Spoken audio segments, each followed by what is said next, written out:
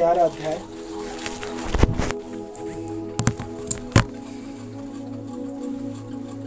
और ताकि हम थोड़े समय प्रभु के वचन से मित्रों लोगों हम मन लगा सके, ताकि आज का दिन हमारे लिए कल्याण का दिन हो सके। सबोपदेशक उसका 11 अध्याय और 1 पद, इसे मैं पढ़ रहा हूँ, आप सभी बड़ी ध्यान सुनिए।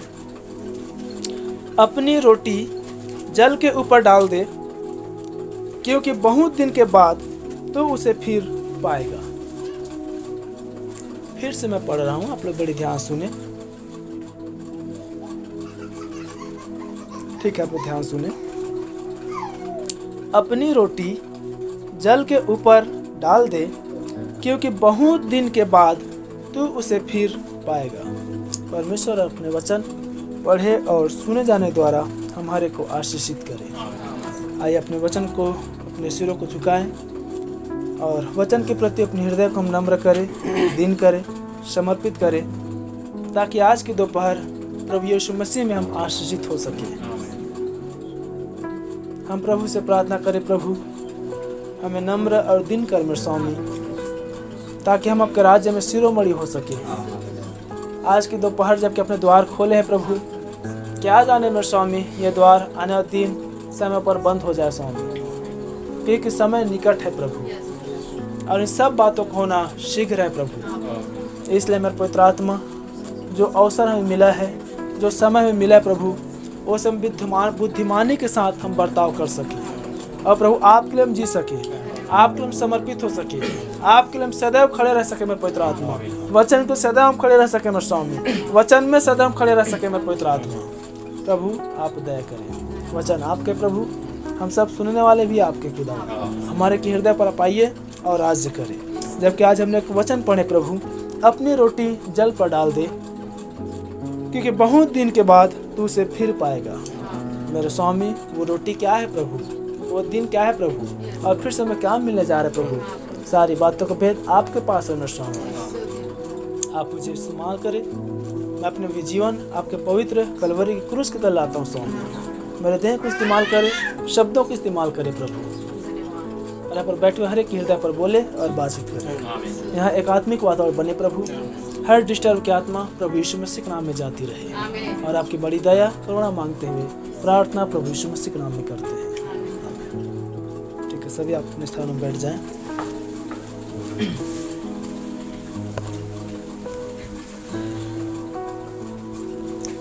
ठीक है प्रिय बहन, हम लोग थोड़े समय इस वचन की ओर अपने मन और अपने कान को हम लगाएं, ताकि सुलेमान के द्वारा कही हुई बातों के द्वारा हम आशीषित हो सके।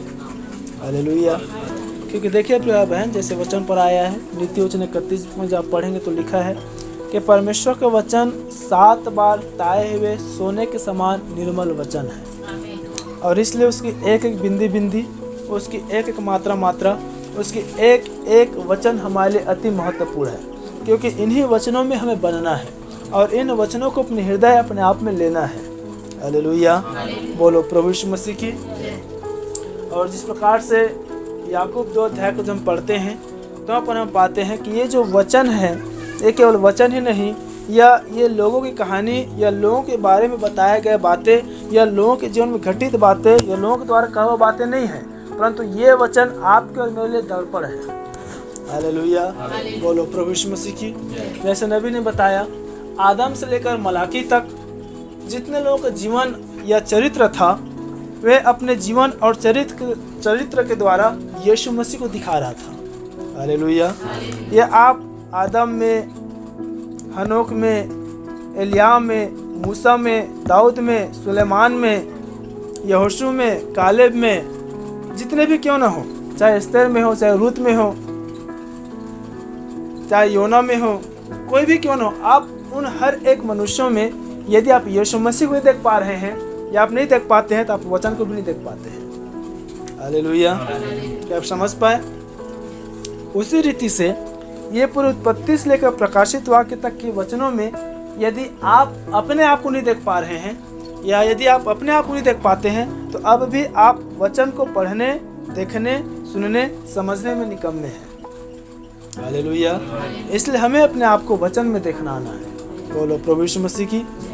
और यही दृष्टिकोण या यही विश्वास या यही प्रकाशन आज नामधारियों को नहीं मिला है। इसलिए आपको मालूम होगा कितने बार जब हम बात करते हैं वो लोग कहते हैं ये तो पुराना नियम है, ये तो नया नियम है, ये तो उनके लिए था, ये तो हमारे लिए है, ये तो ऐसा है, ये तो वैसा है। हालेलुया, बोलो प्रभु यीशु मसीह की। लेकिन इब्रानी 13:8 में लिखा है कि प्रभु यीशु मसीह आजकल और युग युग एक सा है।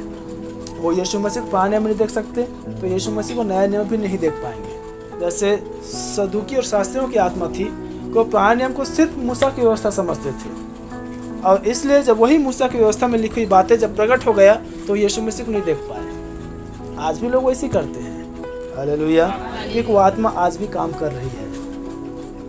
इसलिए हमें वचन को दर्पण के समान देखना आना है, और जब हम दर्पण को देखते हैं अपने आप को उसमें हम देखने पाते हैं, और उसी प्रकार जब वचन को हम खोलते हैं तो वचन में हमें अपने आप को देखना आना है। हालेलुया, बोलो प्रभु यीशु मसीह की। तो देखिए प्रिय बहन, यहाँ पर आया है अपनी रोटी जल के ऊपर डाल दे क्योंकि बहुत दिन के बाद तू उसे फिर पाएगा। एक कहानी है जो सुलेमान के दिनों का है। सुलेमान इज़राइल का राजा था, और उन दिनों पर इज़राइल पे खेती करने के लिए सुलेमान के द्वारा चलाया गया एक नियम था। और उन दिनों पर उसकी राज शासन पर एक नदी थी जिस नदी का नाम है नील नदी। और जिस प्रकार से इस समय हमारे समय पर भी एक बुआई का समय आ रहा है, मैंने आरंभ में कहा, बरसात लग चुकी है और खेती का समय आ चुका है, और हम इसी से रिलेटेड वचनों को भी देखेंगे। हालेलुया, बोलो प्रभु यीशु मसीह की। और हम में से बहुत तरह किसान हैं, इसलिए हम इस बात को जानते हैं। और वचन की मूल नियम बीज से है, और हम भी वचन रूपी बीज है। हालेलुया। और जिस प्रकार से यूहन्ना 12:24 में आया है कि जब तक एक बीज न मर जाए वो उग नहीं सकता, वो फल नहीं ला सकता, उसमें डालियाँ और कोपरे नहीं लग सकती। हालेलुया। इसलिए हम जब इस संदेश में आए तो इस संदेश में आने से पहले एक मनुष्य को मरना होता है, और जब तक वो न मरे वो नए से जन्म नहीं ले सकता। हालेलुया, बोलो प्रभु यीशु मसीह की। और जो नए से जन्म लेगा वही परमेश्वर के राज्य को देखने पाएगा। तो उन दिनों पर ऐसा होता था कि सुलेमान अपने शासन काल में अपने पूरे राज्य या प्रांतों में किसानी करने के लिए लोगों में एक नियम ठहराया था कि जब जब वो नील नदी बाढ़ के रूप को लेकर जब आए तब उन पर खेती की जाए। और खेती का नियम यह था कि आज के जैसे हमारे समय पर देखते हैं कि ये मेरा खेत है, ये मेरा मेड़ है, ये मेरा एरिया है, ये मेरा जगह है, ये मेरा वो है, यहाँ पर मैं बोऊंगा, मैं खाऊंगा, ऐसा नहीं होता था प्रिय बहन। हालेलुया। और यदि कहीं खेती किसानी के लिए आज भी यदि हम कई बार देखते हैं कि लोग लड़ मर जाते हैं, कट भी जाते हैं, वो जेल के कोर्ट कचहरी तक पहुँच जाते हैं और खेती बंजर भी पड़ा रहता है। और यदि जब ऐसा परिस्थिति आज हम देखने में आते हैं तो वो न तो परमेश्वर के अनुग्रह में है और न तो परमेश्वर का राज्य हो सकता है। आप याद रखें। हालेलुया, बोलो प्रभु यीशु मसीह की। लेकिन जो प्रभु के लोग हैं या जो सच्ची कलीसिया हैं, फिर से उन बातों में दोहराता हूँ, प्रेरितों की कलीसियाओं में एक मन के थे। हालेलुया, क्योंकि उस कलीसिया में पवित्र आत्मा था और पवित्र आत्मा झुंड या उस कलीसिया को चलाता था। तो देखिए, जो सुलेमान के विषय पर परमेश्वर स्वयं गवाही देता है कि सुलेमान के समान न तो कोई बुद्धिमान था और न तो कोई है और न तो कोई रहेगा। हालेलुया। तो उसके राज्य या शासन काल पर गड़बड़ी कैसे आ सकती है कि लोग खेती करने के लिए या लोग अपनी अपनी संपत्ति को बोने के लिए या करने के लिए लोग लड़ मर जाएं। और जिस प्रकार से वचन में आया है कि परमेश्वर ही राजाओं को बुद्धि देता है कि वो शासन कैसे चलाए। हालेलुया। तो ऐसा होता था प्रिय बहन कि जब जब नील नदियों पर बाढ़ आता तो उन बाढ़ों पर जिसके पास जितना संपत्ति या जितना वो बीज रहता वे सब के सब उस नील नदी में उन बीजों को लेकर उंडेल देते थे। और हम सभी जानते हैं कि जब गहरा नदियों पर जब बाढ़ आती है तो ऊपर का जल स्थिर रहता है, मानो वो स्थिर है, और नीचे के जल बड़ी तेजी से दबाव के साथ बहते रहता है। और एक फिजिक्स का भी नियम है। हालेलुया। और हम एक बात को भी जानते हैं कि जितने गहरा नदी उतने शांत रीति से बहता है। आपको मालूम है, बुजुर्ग लोग ज़्यादा जानते होंगे इस नदी के बारे में। हालेलुया। और जितने ही अधिक चौड़ा या लंबा या बड़ा जब नदी होता है तो उस नदी के धारी ऊपर से बहुत स्लो या बड़ी स्थिरता के साथ रहती है, लेकिन नीचे पूरा तेजी से बहती रहती है। और तब ऐसा होता है कि सारे इजराइल के जो प्रजा रहते हैं, सुलेमान के, वे सब अपनी अपनी भूमि, चाहे वो धान हो, चाहे वो गेहूँ हो, चाहे जौ हो, चाहे वो मक्का हो, वे अपनी अपनी सामर्थ्य या स्तर के हिसाब से उसमें लेकर डाल देते थे। और जैसे ही जब बाढ़ जब उस नदी में से कम होता तो बीज ऊपर में के भीग कर वो नीचे भूमि पर बैठ जाते थे। हालेलुया। और आपको हमें मालूम होना है कि सबसे अधिक उपजाऊ यदि भूमि होता है तो वो नदी के किनारे की भूमि होती है। इसलिए आज भी हमारे समय पर हम देखते हैं कि लोग नदी किनारे बहुत अधिक खेती करते हैं और उनमें ज़्यादा आपको खाद या आज की जो कृत्रिम जो दवाइयाँ हैं उसमें उपयोग में लाना नहीं पड़ता है। हालेलुया। क्योंकि वो ऑटोमेटिक उपजाऊ और उर्वरक भूमि उसमें पाई जाती है। और तब ऐसा होता है कि जब बाढ़ घटता तो सारे जो बीज है वो उसमें बैठ जाते और फिर बाढ़ समाप्त होने के बाद उसमें अंकुरें लगती, वो बढ़ने लगती। और हम सबको मालूम है कि जैसे बाढ़ समाप्त होता है फिर ठंड का समय आता है और ठंड के समय शीत आती है और शीतलहर तक फसलें अपने आप ही पकना आरंभ होती है। देखिए आप याद रखिए प्रिय बहन, आज पृथ्वी की सतह की जो स्तर है जल की वो पूरी तरह से घट चुकी है। हमें इन बातों को समझना और देखना कि उन दिनों पर कैसा था और आज हम किस युग में जी रहे हैं। हमारे युगों में क्या है, आज पानियों की कमी है। पहले लोग 100-120 फीट में जब बोर खोदते भरपूर से पानी मिल जाता। आज हम कितने लोग सुनते हैं फिर देखते हैं कि लोग 300-400 फीट तक खोदते तो भी पानी नहीं मिलता है, सूखा की सूखा। हालेलुया। तो ऐसा होता था कि वे जब अंकुरित होते और जब उसमें से कोपले जब निकलने आरंभ हो जाते तो जो लगभग 3 या 4 महीना का जो शीत होता है उन शीतों में ही बाल पूरी तरह से पक जाता। और फिर ऐसा होता कि राजा एक समय एक नियत पर आज्ञा निकालता और लोग जिसके जितनी सामर्थ्य, जिसके जितनी शक्ति, जो जितना कर सकता है, लोग अपनी अपनी इच्छा के अनुसार या अपनी अपनी शक्ति के अनुसार वे उसको जाते, कटाई करते और अपने अपने घरों में लाकर रखते। हालेलुया। बोलो प्रभु यीशु मसीह की। जैसे आज हमारे यहाँ देखते जब कुछ राहत काल खुल जाए या जब कुछ चीज़ यदि फ्री का हो जाए तो लोग पहले से बटोरना आरंभ कर देते हैं उस पुराने इजराइलियों के समान।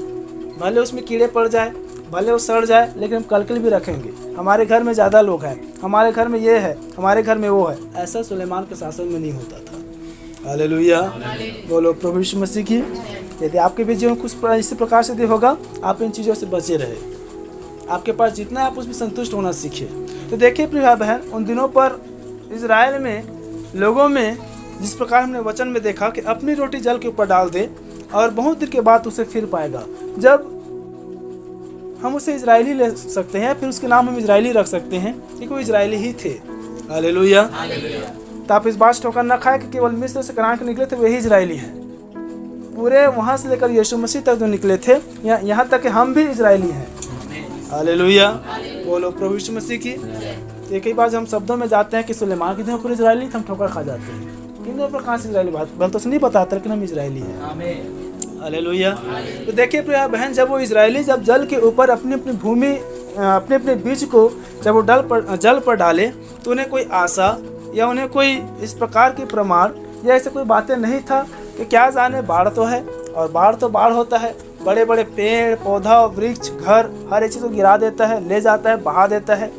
और उन्हें नहीं मालूम कि हम जो बीज जल पर डाले हैं उसे हम पा पाएंगे नहीं, हम उसे काट पाएंगे नहीं, हम उसकी भरपूरी से फल पा पाएंगे या नहीं। हालेलुया। लेकिन उन्हें एक विश्वास था कि राजा ने आज्ञा निकाला है और जब राजा ने बुद्धिमानी दिखाया है तो इनके समान न तो कोई है, न तो कोई था, न तो कोई रहेगा। और जिस राजा की कीर्ति सुनने के लिए दक्षिण देश की जब रानी सुनने के लिए आई है तो कुछ तो राजा की बातों में है। हालेलुया। उन्होंने राजा की बातों पर विश्वास किया, राजा चला आज्ञाओं को माना और राजा के कहे अनुसार उन्होंने वैसा ही किया। हालेलुया। और तब ऐसा होता है कि एक विश्वास के साथ जब वो जल पर अपने बीज डालते और जब बाढ़ चली जाती और जब सारे बीज भीग कर जब जमीन पर बैठ जाती, क्योंकि आप याद रखें, आप किसी भी चीज़ों को आप बहती जल पर डालेंगे तो आगे चलकर आप उसे बीच में भी क्यों न छोड़ दो, वो किनारे में आकर ठहर जाती है। हालेलुया। बोलो प्रभु यीशु मसीह की। इसलिए इन सारी बातों द्वारा ये बातें में सत्य प्रमाणित होती है। और तब ऐसा होता है कि राजा द्वारा वे अपनी अपनी हंसुआ लगाते हैं, वे अपने फसलें काटते हैं और अपनी अपनी इच्छा या शक्ति के अनुसार वे अपने अपने जीवन यापन करते हैं। इस प्रकार से एक विश्वास और एक समर्पण के साथ, जिस पर न जाने खेती हो या ना हो, न जाने उसे फसल मिले या ना मिले, न जाने उसमें उसको लाभ हो या ना हो, क्या जाने बाढ़ तो है बहा कर ले जाए, उस बातों पर परवाह नहीं था। उनको बस ये लिया इस बात की परवाह था कि बस राजा ने कहा है हम वैसा ही करेंगे। हालेलुया, बोलो प्रभु यीशु मसीह की। और हम इस बात को भी जानते हैं, सुलेमान कहता है कि बुद्धिमानों के वचनों में जीवन होता है, और जो बातें किया वही बुद्धिमान था। तो उनके बातों के द्वारा तो जीवन तो मिलना ही मिलना है। हालेलुया, बोलो प्रभु यीशु मसीह की। और तब प्रिय भाई बहन, वे फसलें काटते, वे मिसाई करते, और उस नील नदी द्वारा वे खेती करके अपनी अपनी जीवन यापन करते थे। हालेलुया, बोलो प्रभु यीशु मसीह की। आज हमारे भी समयों पर फिर से हम अपने युग को ले रहे हैं। एक खेती का समय आ गया है और अपनी रोटी जल पर डाल देने का समय आ चुका है। हो सकता है क्या जाने कि इस बरसात में या इस मौसम में बरसात हो या ना हो, पानी गिरे या ना गिरे, अच्छे फसलें हो या ना हो, क्या जाने फसल पकने के बाद बीमारी आ जाए, उसमें बंकी लग जाए, उसमें बहुत सारे समस्या आ जाए, या फिर से जैसे ही कटनी का समय आए बारिश हो जाए और सारे फसलें बर्बाद हो जाए, कौन जानता है। लेकिन हमारे पास एक विश्वास है। हालेलुया, कि यदि मैं अपनी रोटी जल पर डाल रहा हूँ, बहुत दिन के बाद, चाहे 1 महीना हो, 2 महीना हो, 4 महीना हो, 6 महीना हो, पूरे बरसात के बाद हो, मैं उसे फिर से लौने पाऊँगा, मैं उसे फिर से काटने पाऊँगा। हालेलुया, बोलो प्रभु यीशु मसीह की। इसलिए आप जो इस समय खेती किसानी करेंगे, आप इस वचन का अवश्य याद रखें कि प्रभु मैं अपनी रोटी जल पर डाल रहा हूँ और इसे मैं खाने पाऊँ। हालेलुया, बोलो प्रभु यीशु मसीह की। साधारण से हम रोटी की बात करें जो हम खाते हैं, चाहे वो गेहूं की हो, चावल की, आटा को हो, हम उस रोटी को यदि हम जल पर डालकर देखें तो वो भीग जाएगा, उसे फफूंद लग जाएगा, वो सड़ जाएगा, डूब जाएगा, हमें नहीं मिलेगा। लेकिन बाइबल तय करे कि हम रोटी जल पर डाल दें और बहुत दिन के बाद उसे खाने पाएगा। हालेलुया। और देखिए प्रिय बहन, जिस प्रकार जब हम नबी के संदेश में आते हैं तो सिर्फ हमें नबी की बातों पर विश्वास करना होता है। और संसार के लोग ये नाम रहते इस बात की ठोकर खाते हैं। ये लोग नबी की बातों पर इतना विश्वास करते हैं कि यदि नबी कहीं कह दे कि आम का वृक्ष आम का नहीं हो, इमली का है, तो ये लोग आम के वृक्ष को छोड़कर इमली ही मानते हैं, और ये परम सत्य है। इस बात से आप लोग भी ठोकर मत खाएं। हालेलुया। यदि नबी कहीं आम के पेड़ को यदि इमली बता रहा है तो उसे इमली ही मानना है। फिर से मैं कहता आप इस बात से ठोकर ना खाएं। एक यूट्यूबर है जो कोई वीडियो बनाया है और सारपत के विधवा स्त्री, जिसके विषय में हम आगे आएंगे, और उन्होंने एलिया को रोटी खिलाया, सबको मालूम है। हालेलुया। और नबी ने उस रोटी को सैंडविच कहा है, और उस सैंडविच शब्द को यूट्यूबर पकड़ लिए हैं और वो कहते हैं कि देखिए एक पंथ चला रहे हैं जिसका नाम विलियम ब्रनहम है, और जो ब्रह्माइट है, जो ब्रनहम के जो पीछे चलने वाले लोग हैं, वे उनकी झूठी शिक्षाओं पर जा रहे हैं। और देखिए मैं उन्हीं के बोला हुआ संदेश और उन्हीं के संदेश में से दिखाता हूँ और आपको वचन को दिखाता हूँ कि जो सारपत का विधवा स्त्री थी, उन्होंने एलिया को रोटी दिया था। क्षमा करें, कौवा के विषय पर आया है। कौवा जो है एलिया को रोटी लाकर खिलाता है, लेकिन ब्रनहम जो है उस रोटी के स्थान पर सैंडविच कह दिया है और वो वचन को झुठला रहा है। इस प्रकार से प्रस्तुत किए हैं। हालेलुया। मेरे प्रिय बहन, फिर से मैं कहता हूँ, वचन को हमें अपने युग में देखना आना है। हालेलुया। बोलो प्रभु यीशु मसीह की। एलिया के दिन आज से लगभग 4000 साल पहले था और भाई ब्रनहम 4000 साल बाद आ रहे हैं। हालेलुया। मैं आपको इस भेद को बताने प्रयास कर रहा हूँ ताकि जैसे आज लोग यूट्यूब पर आते हैं और कुछ ही बातों शब्द में उठाकर ले आते हैं और उसको गलत ठहराने प्रयास करते हैं और वो सोचते हैं कि हम सही हैं, और जो भाई ब्रनहम संदेश जो गलत है, लोग भरमा रहे हैं, लोग झुठला रहे हैं। यदि एलिया के दिनों पर यदि सैंडविच बनता तो एलिया के दिनों पर कौवा सैंडविच ही लेकर आता। आप याद रखें। हालेलुया। और जो जिस युग में होता है या जो जिस युग में जीते रहता है, उस युग का बातों का उदाहरण को देता है। हालेलुया। बोलो प्रभु यीशु मसीह की। सटीक उदाहरण के लिए मैं आपको इस शब्दों को क्लियर कर दूं, आपको मैं बता दूं। जिस प्रकार से प्रभु यीशु मसीह के आगमन के चिन्ह के लिए एक चिन्ह दिया गया है और वहां पर बताया गया है कि जैसे लूत के दिनों पर हुआ था, वैसे ही मनुष्य के पुत्र के आने के दिनों पर होगा। सही है, हालेलुया। तो लूत के दिनों पर एक बात आया है और वहाँ पर कहा है कि जैसे लूत के दिनों पर विवाह होती थी, लूत के दिनों पर लोग खाते पीते थे। हालेलुया। अब हमारे युग को लेते हैं, क्या लूत के दिनों पर बफर सिस्टम रहे होंगे जिस पर नाना प्रकार के क्या क्या ना खाए, इस प्रकार से बातें? हालेलुया। क्या बिरयानी उस समय रहा होगा? नहीं रहा होगा प्यारा बहन। क्या उस समय आइसक्रीम रहा होगा? क्योंकि फ्रिज का उपयोग, आप लोग कभी गूगल में जाइए और फ्रिज का आविष्कार कब हुआ आप देखिए, क्योंकि जब तक फ्रिज नहीं तब तक आइसक्रीम तो पिघलना शुरू हो जाता है। लेकिन आज हम देखते हैं कि पार्टियों में आइसक्रीम, गोला, बर्फ ये सारी बातें। हालेलुया। तो यदि हम उस उदाहरण को हमें देखना है कि जैसे लूत के दिनों पर हुआ था कि लोग खाते पीते थे, और यदि उस वचन को हम आज के युग में देखना है तो हमें क्या देखना है? बफर सिस्टम को देखना है। और यदि कहीं आप में से या जैसे यूट्यूबर में से कोई कहे कि नहीं ये पास्टर तो झूठा शिक्षा दिया, कि जैसे वचन में आया है कि लोग खाते पीते थे, और ये जो पास्टर है कह रहे कि बफर सिस्टम की तुलना कर रहा है, क्या आप समझ रहे हैं अंतर? हालेलुया। फिर हमारे आज से 50, 60, 70 साल पहले हमारे भैया के युग के समय पर आप देखिए, या आप उनकी बचपना या आप वो अपने दादा परदादा के समय को यदि याद करें तो उस समय पर लोग तरह तरह के होते थे, क्या खाए क्या नहीं खाए, किसमें जिए। लोग पेज, पसैया, कनकी, कोढ़ा, ये सब में मऊहा, चना, आप लोग जानते हैं सारी बातों को। इसमें लोग अपने जीवन को यापन करते थे क्योंकि उस समय भूखमरी थी प्रिय बहन। हालेलुया। इसलिए कहावत है कि पहले समय पर क्या खाए, लेकिन अब के समय पर क्या क्या खाए। आप पार्टी में कभी जाकर देखिए, आप कंफ्यूज हैं किसको खाऊं किसको ना खाऊं। और कितने हम इतना सारे आज वैरायटीज रहते हैं खाने में कि कितनों को छूते भी नहीं, कितनों के पास हम देखने भी नहीं जाते हैं। हालेलुया। देखिए नूह के दिनों पर हुआ था वैसे लूत के दिनों पर हुआ था, लेकिन आज जो बफर सिस्टम है, आज जो बम्फर सिस्टम है, वो लूत के दिनों पर नहीं होता था। हालेलुया। क्या आप समझ पाए? तो इस प्रकार से प्रिय बहन, झूठी शिक्षाओं से और झूठी बातों से भी बचे रहना। जब तक आप वचन को अपने युगों में देखना न जाने, जब तक आप वचन को अपने युगों पर लेना न जाने, आप भी ठोकर खा जाएंगे। हालेलुया। फिर मैं कहता हूँ, झूठे व्यक्ति या कहने वाला व्यक्ति जानता है कौन मेरा सुन सकता है, इसलिए आपको ज्यादा चौक से रहना है जो सुनने वाले हैं, और जो सुनता है लोग उसी को सुनाते हैं, से कहावत भी है। हालेलुया। इसलिए आप सुनने वाले ना बने। यदि आप सुनने वाले बनते हैं, परमेश्वर को सुने, क्योंकि बाइबल परमेश्वर के सुनने वाले हमें कहता है। हालेलुया। बोलो प्रभु यीशु मसीह की।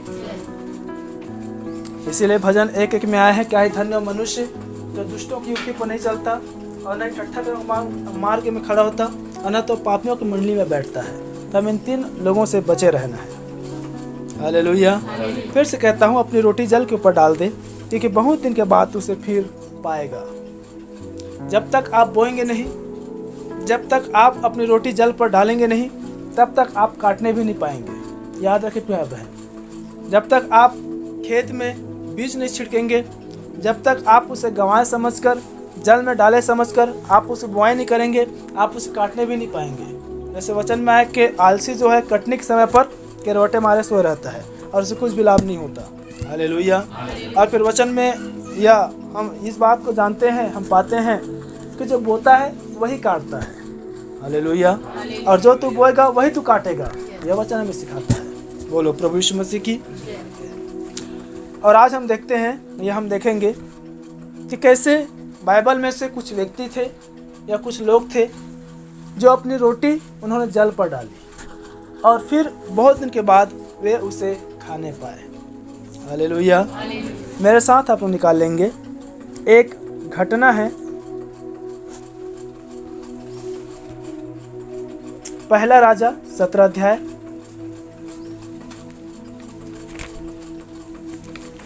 और हम उसे एक पद से आगे पढ़ते हुए जाएंगे, और जिसको भी मिलता है आप लोग पढ़ने में अगुवाई करें।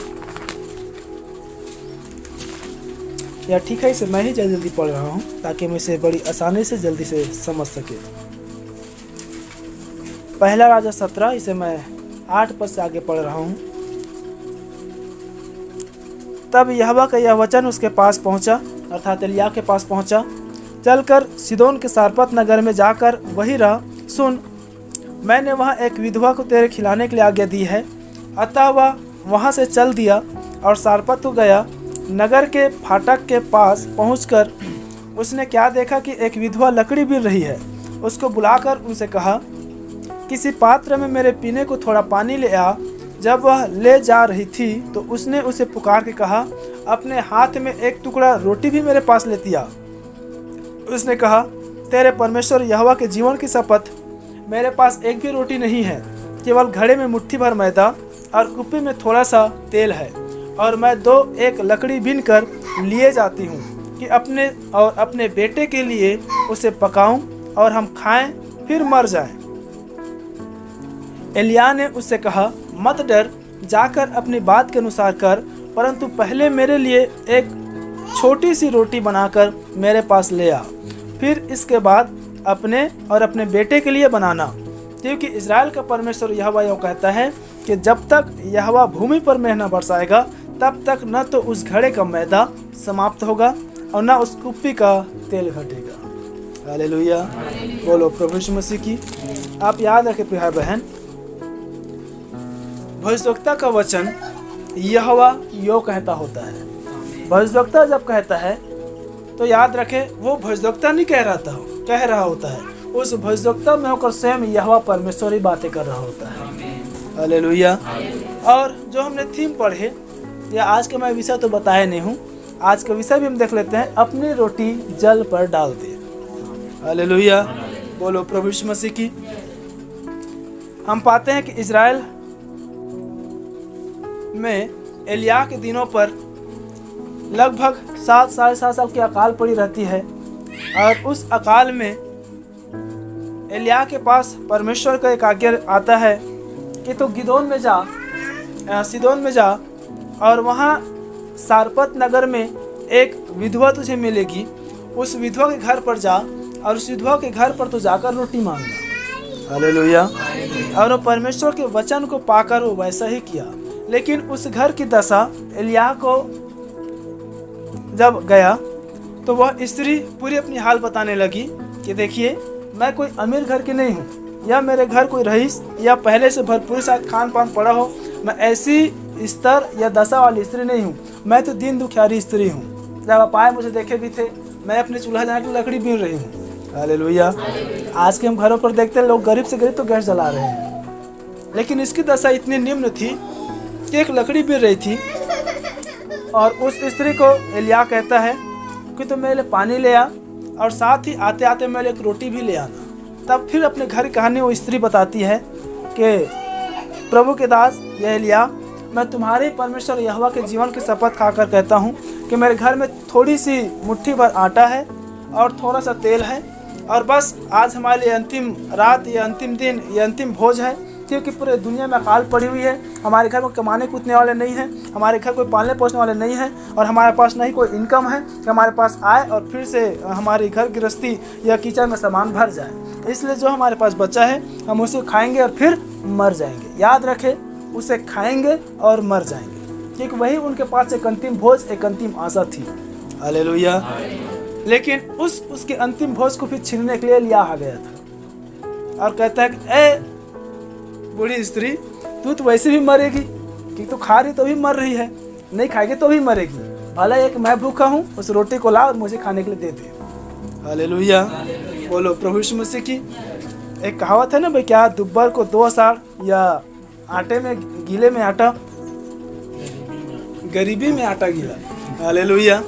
ऑलरेडी उसके घर में गरीबी है, उसके जीवन में वैसी गरीबी चल रही है, वैसे उसके पास अंतिम भोज है, अंतिम रोटी है, वो खाएंगे मर जाएंगे। उसके बाद मालूम है ऊपर से घर में मेहमान आ गया। अब मेहमान सब आ गए तो उसमें और बहनों के लिए इस बात को रख दूं, कई बार देखिए प्रिय बहन, जब हमारे घर में खाना बन जाता है या बहनें चावल धो लेती है, यदि कहीं घर से कोई फ़ोन आए या यदि पति के घर पर दिया है कि आज घर में मेहमान आने वाले हैं और तो चावल बना लेना, कि उनके भी चावल डाल लेना, बहनों बड़ा कुकड़ाहट आराम हो जाती है। पहले नहीं बता सकते थे, पहले नहीं बताएं, पहले फ़ोन नहीं करना, पहले नहीं बताएं, पहले आके बताना चाहिए। मैं खाना बना चुके, मैं फिर दोबारा नहीं बनाऊंगी। याद रखे प्रिय बहन, वचन में पहुनाई करने में हमेशा तत्पर रहना। हालेलुया, बोलो प्रभु यीशु मसीह की। क्योंकि पहुनाई में कितने लोगों ने न जाने अनजाने में स्वर्गदूतों की भी पहुनाई की। हालेलुया। और हम देखते हैं कि जब खाना बनाने के समय या पारी आती है तो इस प्रकार से कुड़कुड़ाहट आती है।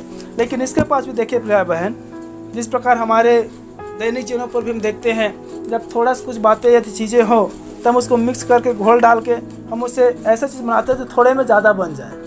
हालेलुया, बोलो प्रभु यीशु मसीह की।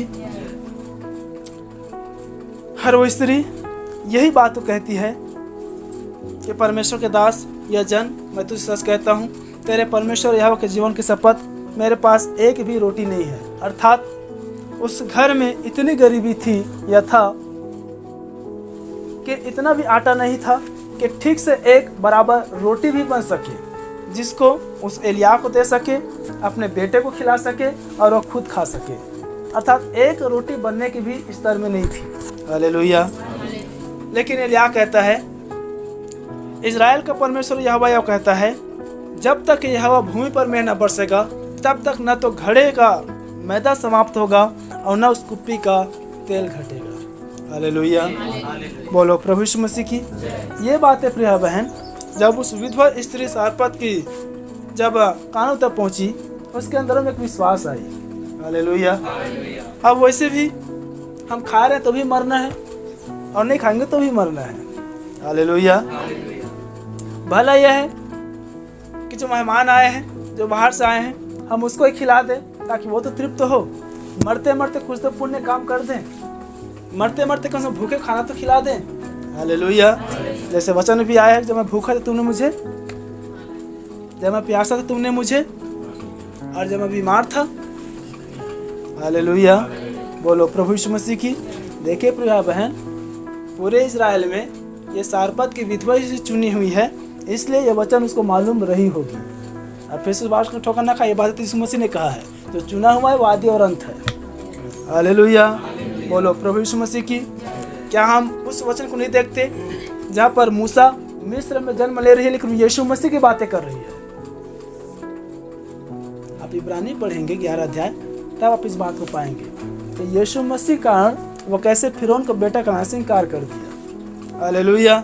और जब ऐसी संदेश जब नामधारियों में होता है, उनकी दिमाग घूम जाता है कि लोग कैसे बातें करते हैं, नया नियम को पुराने नियम जैसे बात करते हैं, पुराने नियम को नया नियम जैसे बातें करते हैं, लोग घुमा देते हैं। हालेलुया, बोलो प्रभु यीशु मसीह की। दुल्हन संपूर्ण वचन से बन रही है, इसलिए दुल्हन संपूर्ण वचन की बातें करेंगी। हालेलुया। वो कभी भी नया नियम पुराना नियम, ये वचन वो वचन, इसके लिए उसके लिए नहीं करेगी, वो सिर्फ प्रभु के लिए और अपने लिए करेगी। हालेलुया, बोलो प्रभु यीशु मसीह की। तो देखिए प्रिय बहन, इस विधवा स्त्री के समर्पण को देख रहे हैं। अब ये अपनी रोटी मानो जल पर उंडेल रही है। अब क्या जाने, एलिया तो कह दिया कि अपनी रोटी जल पर डाल दे और उसे तो फिर पाएगा, तू अपनी रोटी मुझे खिला दे। अब ना तो तेरे घड़े में का तेल घटेगा, आटे घटेगा, और ना तो तेरी कुप्पी में की तेल घटेगी। क्या जाने ऐसा होगा या ना होगा, क्योंकि पूरी दुनिया में अकाल पड़ा है। मेरा कोई भलाई करने वाला नहीं है, मेरा कोई देख रेख करने वाला नहीं है, कोई ऐसा नहीं जिसके पास मैं जाकर कह सकूं, कोई ऐसा नहीं जो मेरे घर में लाकर मुझे कुछ दे सके। हालेलुया, बोलो प्रभु यीशु मसीह की। देखिए प्रिय बहन, जिसके पास कोई नहीं होता है या जिसका कोई देखभाल करने वाला नहीं होता है, उसको अपनी खुद पर भरोसा होता है। याद रखिए, इस स्त्री का भी यही हाल रहा होगा। परंतु जब वो बात सुनी कि इज़राइल का परमेश्वर यहोवा यूं कहता है कि जब तक यहोवा भूमि पर मेंह न बरसाएगा तब तक न तो उस घड़े में का मैदा समाप्त होगा, न उस कुप्पी में का तेल घटेगा। हालेलुया। और तब वह चली गई और एलिया के वचन के अनुसार किया। उन्होंने एलिया की बातों पर विश्वास किया, उन्होंने एलिया की बातों को माना। वे घर गई और रोटी बनाई, जो उनका अंतिम रोटी था, एलिया के पास लाया और परोस दिया। हालेलुया, बोलो प्रभु यीशु मसीह की। और तब ऐसा हुआ, उन्होंने अपनी रोटी जल पर उंडेल दिया। 16 पद, यहोवा ने उस वचन के अनुसार जो उसने एलिया के द्वारा कहा था, न तो उस घड़े का मैदा समाप्त हुआ और न उस कुप्पी का तेल घटा। बोलो प्रभु यीशु मसीह की। हालेलुया। बहुत बार मैं प्रिय बहन, अब इसमें कलीसिया के ले रहा हूँ, आपके व्यक्तिगत समर्पण के ले रहा हूँ। हम बहुत बार परमेश्वर के लिए, परमेश्वर के काम के लिए, परमेश्वर के राज्य के लिए हम उस राज्य को नहीं देख पाते हैं, उसके पीछे मिलने वाले प्रतिफल को नहीं देख पाते हैं। हम अपनी बैकग्राउंड, अपनी घर, अपनी खर्चा, अपनी परिवार, अपनी परिस्थिति को हम देख लेते हैं। क्या आप समझ रहे हैं? देखिए कि मनुष्य का 2 दृष्टिकोण होता है, पहला शारीरिक और दूसरा आंतरिक। भला यह है कि शारीरिक दृष्टिकोण को देखने से अच्छा है हम आंतरिक दृष्टिकोण को देखें। हालेलुया। जैसे मलाकी में आया है कि परख कर देखो कि परमेश्वर तुम्हारे लिए आकाश के झरोखे का अपरंपार बारिश करता है कि नहीं। हालेलुया। ये स्त्री के पास जो कंडीशन था प्रिया बहन, वो स्त्री के पास एक अंतिम रोटी था जिसे खाने के बाद मर जाना था और कुछ नहीं। लेकिन उन्होंने एक दृढ़ किया, वैसे भी घर में गरीबी है, मैं इसे खा रही हूँ तो भी मर रही हूँ और नहीं खाऊंगी तो मरना ही है। हालेलुया। भला यह कि परमेश्वर के जन है, ये परमेश्वर के लोग हैं, मैं इसके चरणों पर इसे उंडेल दूँ। क्या जाने जो एलिया कह रहा है वो मेरे जीवन में सच में हो जाए, और जो आज मेरी दशा है, आज मेरे जीवन में गरीबी है, आज मेरे जीवन में जो तंगाई है, आज जो मेरे जीवन में भूखमरी है, वो सदा के लिए दूर हो जाए। हालेलुया। थोड़े समय को निर्णय लिया होगा और सोचा होगा, और इस बात को सोचकर मैंने वैसा ही किया। हालेलुया। बोलो प्रभु यीशु मसीह की। ये आपके लिए प्रिय बहन, कभी भी आप अपनी परिस्थितियों को, कभी भी आप अपने हालातों को, कभी भी आप अपनी गरीबी को, कभी भी अपनी दशा को आप अपनी दशा समझकर पहुनाई करना, या परमेश्वर को समर्पित होना, या परमेश्वर के राज्य को समर्पित होना, या प्रभु के राज्य या कलीसिया या प्रभु के सेवा को समर्पित होना आप न भूलें। हालेलुया। क्योंकि पूरे बाइबल की यह नियम है, परमेश्वर आज्ञा देता है तो आज्ञा के साथ प्रतिज्ञा भी देता है। हालेलुया। और आप याद रखें 7 कलीसिया काल जब पढ़ेंगे प्रकाशित 2 और 3 को, तो आज्ञा के साथ प्रतिज्ञा भी आई है। जहाँ जहाँ प्रभु ने आज्ञा दिया है वहाँ प्रतिज्ञा भी आया है। हालेलुया। बोलो प्रभु यीशु मसीह की। हम यह भी याद रखें कि परमेश्वर कभी किसी का कर्जदार नहीं है, और हम वचन में भी पाते हैं कि जो कंगालों पर अनुग्रह करता है वो परमेश्वर को दान देता है। तब सदैव परमेश्वर को दान देने वाले बनना है। बोलो प्रभु यीशु मसीह की। क्योंकि परमेश्वर कभी किसी कर्जदार नहीं है। उन्होंने परमेश्वर के लोग ले किया, और परमेश्वर देखिए उस राज्य पर राजा भी थे। ऐसा नहीं कुछ लोग में राजा नहीं है, प्रधानमंत्री नहीं है। हमारे इस भारत के समान बिल गेट्स, अनिल अंबानी, मुकेश अंबानी, जो बड़े बड़े आज करोड़पति लखपति लोग हैं, कि उन दिनों पर भी रहा होगा। कोई तो नामी व्यक्ति ऐसे रहे होंगे जो अच्छा धन संपत्ति वाला राजा था उस समय। आप राजा इजाबेल रानी आप जानते लिया के दिनों पर। हालेलुया। लेकिन देखिए राजा के घर पर गरीबी है, लेकिन इस दुखियारी सारपत की स्त्री के घर पर गरीबी नहीं है।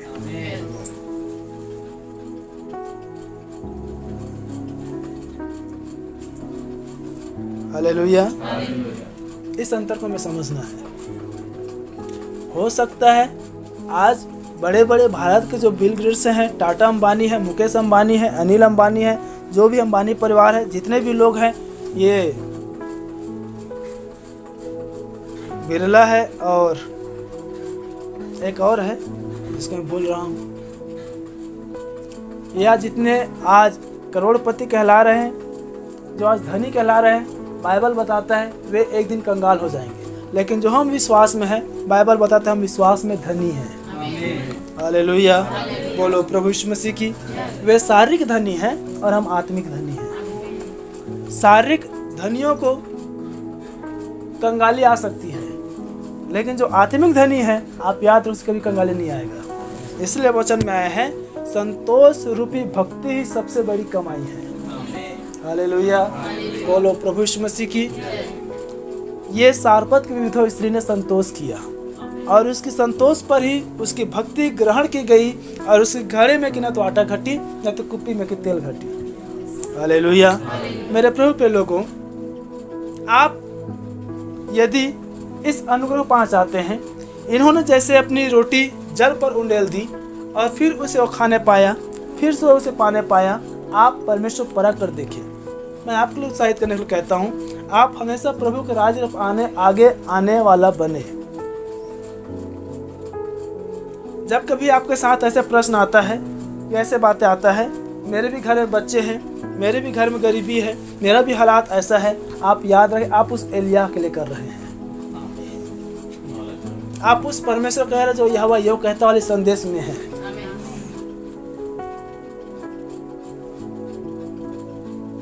आप उस स्त्री के समान सोचे, वैसे भी घर में गरीबी है, वैसे भी घर में गरीबी रहेगा। आप नहीं करेंगे और आप गरीब हो जाएंगे। यदि ये सारपत की विधवा इसे नहीं करती, वो खाकर मर जाती। उसने किया तब वो जीवन पा गया। हालेलुया, बोलो प्रभु यीशु मसीह की। याद रखें प्रिय बहन, ये मेरे व्यक्तिगत दृष्टिकोण है जिसको मैंने देखा है। आज तक संसार में जितने लोगों ने प्रभु के लिए आगे आया है, जितने लोगों ने प्रभु के लिए कदम बढ़ाया है, जितने लोगों ने प्रभु को समर्पित हुआ है, कभी परमेश्वर से भूखे मरने नहीं दिया है। हालेलुया, बोलो प्रभु यीशु मसीह की। आप लोगों में से कितने जानते होंगे, या मेरे कुछ भैया लोग जानते हैं। मैं अपने स्वयं को उदाहरण रखता हूँ। बहुत लोग मेरे बारे में पूछते हैं, एक बार मैंने फिर से रखा था, मैं फिर रख रहा हूँ। वो लोग कुछ नहीं करते हैं, क्या करते हैं, क्या खाते हैं, क्या काम, उनका घर कैसे चलता है, प्रभु ही चलाता है। आप याद रखिए, आप प्रभु के लिए समर्पित होकर देखिए, आप प्रभु के लिए समर्पित होकर देखिए। इसी प्रकार से मैं कलीसिया के लिए फिर से रिकॉर्डिंग हो रहा है। हालेलुया, ये संपूर्ण कलीसिया के लिए है। बहुत बार प्रिय बहन याद रखें, दशमांश प्रभु का होता है, वो किसी मनुष्य को नहीं होता है। हमारे पास्टर प्रमोद जी एक बात हमेशा कहते थे उस समय, अभी मुझे नहीं मालूम, और उन्होंने कहा था, इसलिए मैं बात रख रहा हूँ। बहुत बार हमारे विचार ऐसे आता है कि दशमांश मैं मनुष्य को दे रहा हूँ। आप याद रखें, जब आपके विचार ऐसे आता है कि मैं तो दशमांश मनुष्य को दे रहा हूँ, आप कभी उसे प्रतिफल नहीं पाएंगे, क्योंकि दशमांश हमेशा परमेश्वर का होता है। और दशमांश की मांग स्वयं परमेश्वर ही करता है कि अपने सारे दान और दशमांश मेरे भंडार में ले आओ। हालेलुया। और फिर पास्टर जी एक बार बहुत सुंदर संदेश दिया, जो दशमांश की चोरी करता है, कभी उसके घर में आशीष और अनुग्रह नहीं बना रहता है, वो श्राप ही आता है। हालेलुया। तो याद रखिए प्रिय बहन, दशमांश भी जल पर रोटी डालने के समान है। थोड़ा सा समय पर रुक जाए इस दशमांश पर, ताकि वैसे अच्छे समझ ले। याद रखें, दशमांश का मतलब ही होता है 100 में से 10वां भाग, या 100 रुपये में से 10 रुपये। हालेलुया।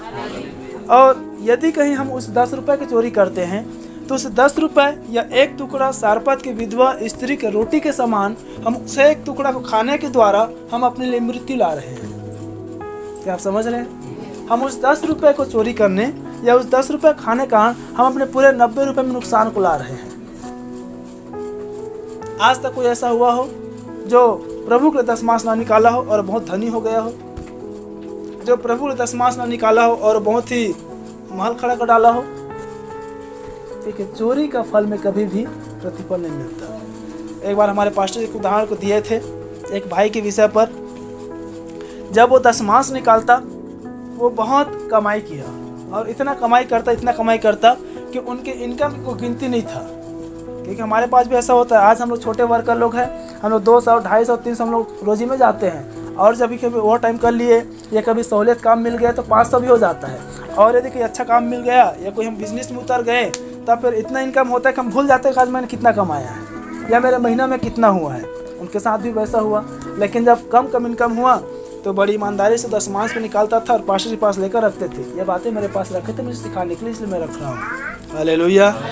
और जब उनके पास इनकम हुआ तो दशमांश देना भूल गया। जब दशमांश देना भूल गया, इनकम भी बंद हो गया, इनकम आना भी भूल गया। हालेलुया। तो देखिए प्रिय बहन, दशमांश परमेश्वर का है और दशमांश जल पर रोटी डालने के समान है, याद रखिए। और जो दशमांश निकालता है, वचन में भी आया कि परमेश्वर उसे 10 के बदले 100 देने वाला परमेश्वर है। वो 30 गुना 60 गुना नहीं देता है, वो 100 गुना प्रतिफल देने वाला परमेश्वर है। हालेलुया। इसलिए दशमांश निकालना हमारे लिए भला है। अपना दशमांश हम जल पर डालें ताकि हम बहुत दिन बाद फिर से लौने पाए। वचन में आया कि अपनी धन पृथ्वी पर मत लगाओ, अपना धन संसार पर मत लगाओ जहाँ कीड़ा खाई खाता है। अपना धन उस राज्य में लगाओ जहाँ कीड़े न तो खाई खाते, परंतु परमेश्वर का राज्य सुरक्षित रखा रहता है। हालेलुया। बोलो प्रभु यीशु मसीह की। तो देखिए प्रिय बहन, ये सारपत की विधवा स्त्री ने अपना जल उंडेल दिया, अपना रोटी जल पर उंडेल दिया। उसे कोई आशा, कोई विश्वास नहीं था, तो भी उसे वह खाने पाया। हालेलुया। बोलो प्रभु यीशु मसीह की। हमारे युग में भी एक एलिया आया, जिसे हम सभी जानते हैं। बीते सप्ताह हमने 5 एलिया के सेवकाई को भी देखे थे। और इस एलिया के भी युग में एक सारपत की विधवा स्त्री थी। कितनों को मालूम है? जो आप लोग संदेश सुने हैं या जो आप लोग संदेश पढ़े होंगे, आपको मालूम होगा। जब आप 7 कलीसिया काल पढ़ेंगे, जिसमें से एक कलीसिया काल है, जिस कलीसिया काल का नाम है थुआतीरा। हालेलुया।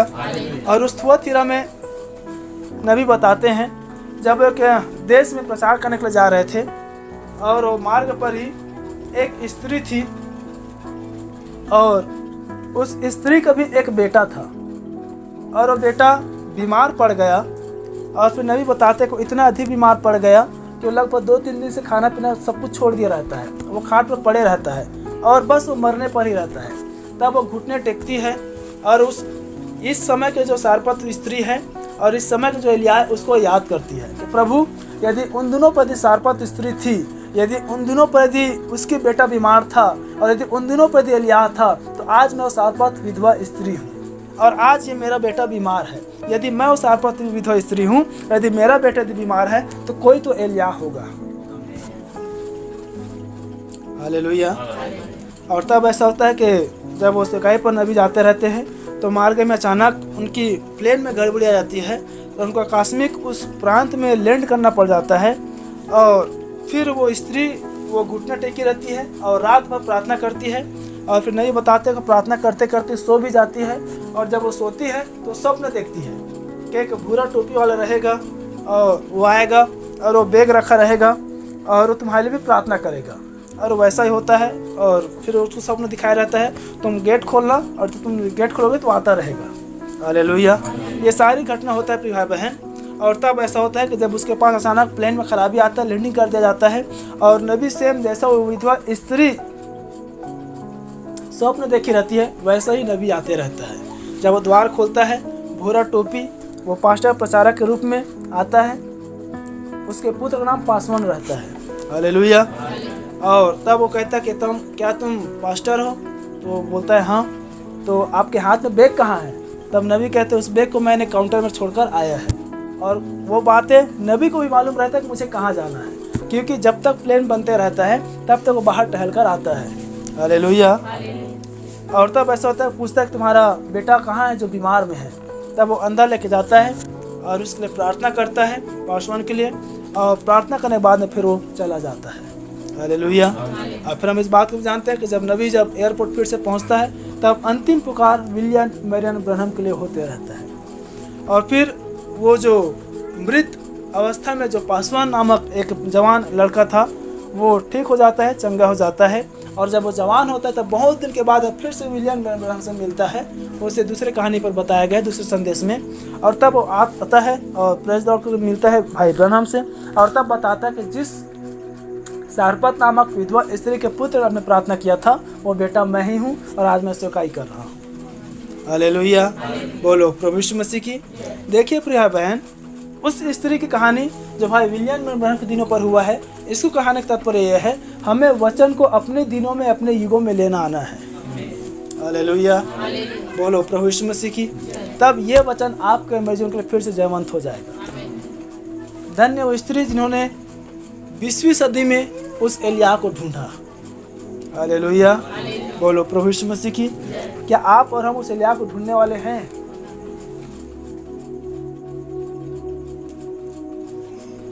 और फिर ऐसा हुआ, एक और घटना इसके विषय पर, इन्होंने अपनी रोटी जल पर डाली थी और बहुत दिन के बाद में उसे खाने पा रही है। इसका भी बेटा जब आगे आते हैं 17 पद से, ये भी बीमार हो जाता है, ये भी मरने पर होता है और इसका सांस लेना बंद हो गया लिखा है। हालेलुया। परंतु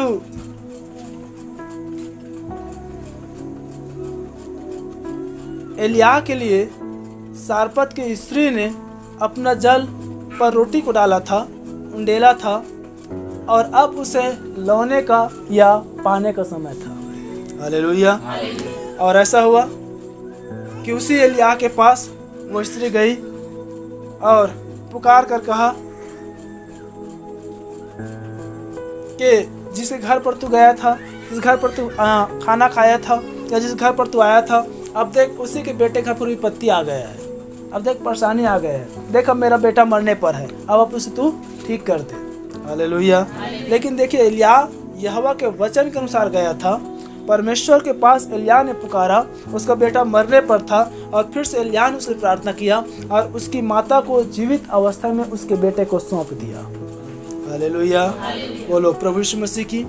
याद रखिए प्रिय बहन, जब आप अपना रोटी जल पर डालते हैं, आप बहुत दिन के बाद आप उसे लौने भी पाएंगे।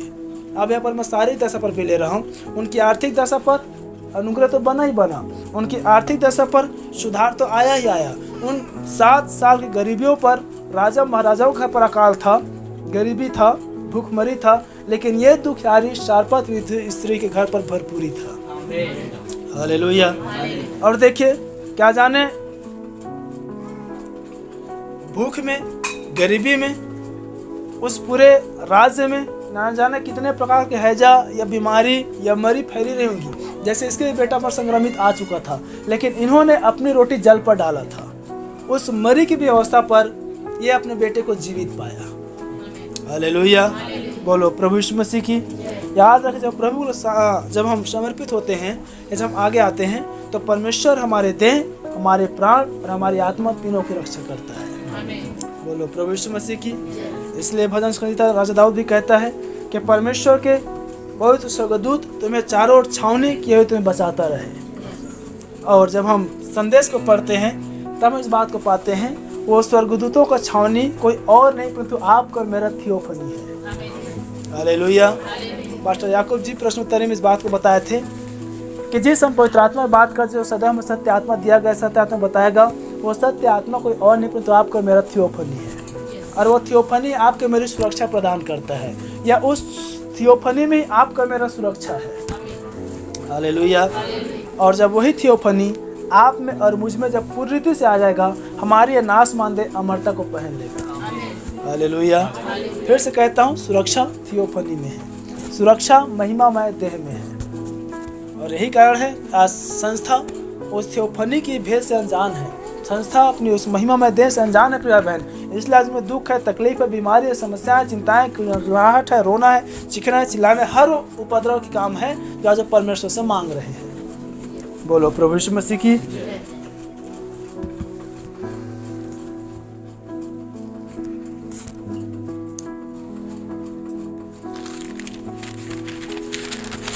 इसलिए हमें अपनी रोटी जल पर डालने वाला आना है, ताकि हम उसे बहुत दिन के बाद हम उसे पा सकें। हालेलुया।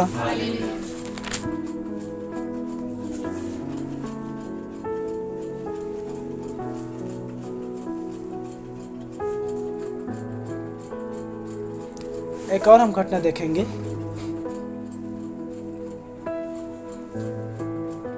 और वो घटना है उसी इजराइल में ही, क्योंकि परमेश्वर यदि पृथ्वी पर यदि सबसे अधिक किसी से प्रेम करता है तो वो इजराइल है। हालेलुया। और आज भी परमेश्वर करुणा, उसकी दया इजराइल पर बनी हुई है। वो इजराइल जो आज हम सुनते या फिर न्यूज़ के द्वारा देखते हैं। हालेलुया। और उसी इजराइल देश में प्रिय भाई बहन एक राजा था, जिस राजा का नाम शाऊल था। और शाऊल राजा के दिनों पर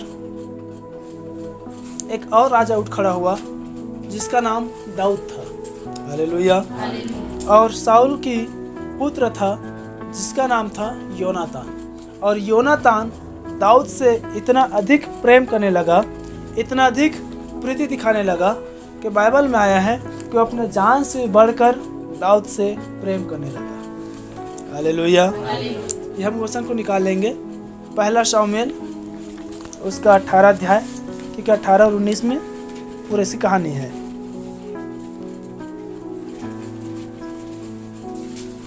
पहला शाऊल 18 का 1।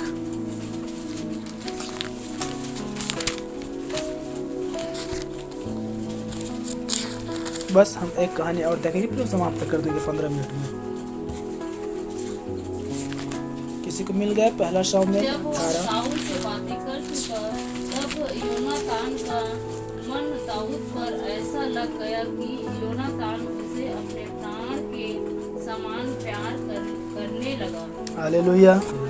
देखिए प्रिय बहन, जब वह शाऊल से बातें कर चुका तब योनातान का मन दाऊद पर ऐसा लग गया कि योनातान उसे अपने प्राण के समान प्रेम करने लगा या प्यार करने लगा।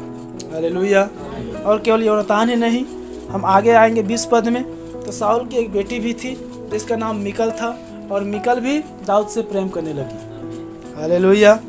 आगे हम और आते हैं 19 पद में, 19 अध्याय 1 पद में। तो यहाँ पर आया है, शाऊल ने अपने पुत्र योनातान और अपने सब कर्मचारियों से दाऊद को मार डालने की चर्चा की, परंतु शाऊल का पुत्र योनातान दाऊद से बहुत प्रसन्न था।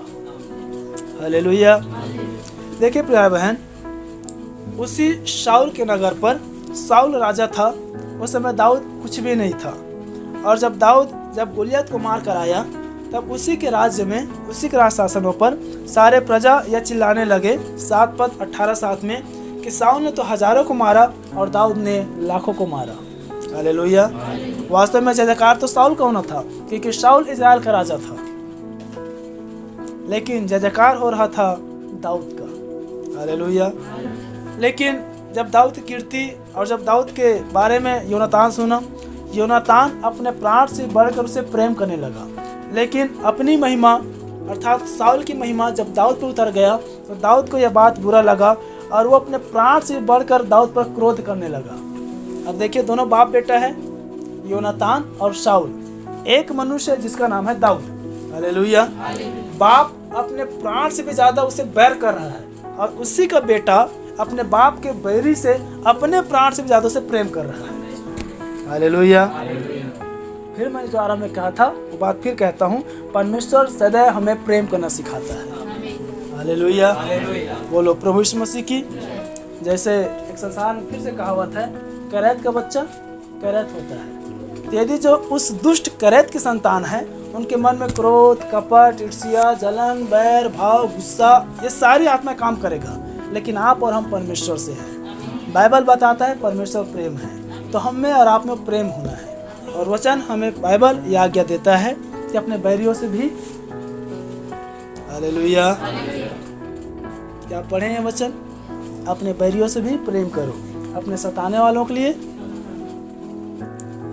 दाऊद, आप इसे पढ़ेंगे पूरी, तो शाऊल जो है पूरे अपने जीवन भर दाऊद का प्राण लेने के लिए पीछा करता है, लेकिन पूरे शाऊल के जीवन भर दाऊद उसे छोड़ते रहता है। देखिए, मारने के लिए शाऊल दाऊद का पीछा कर रहा है, लेकिन परमेश्वर उल्टा ही शाऊल को ही दाऊद का अधीन कर देता था, क्योंकि परमेश्वर का होना शाऊल पर नहीं दाऊद पर बनी हुई थी। हालेलुया। इसीलिए हम यशाया उसके 54 अध्याय जब 17 पद पढ़ेंगे तो पर आया हुआ है कि जितने भी हथियार तुम्हारे हानि के लिए बनाया जाए और जितने भी मुकदमा मुद्दइयों को लोग तुम पर नालिश करे, उनमें से एक भी सफल नहीं होगा और तुम सबों से जीत जाएगा। हालेलुया। बोलो प्रभु यीशु मसीह की।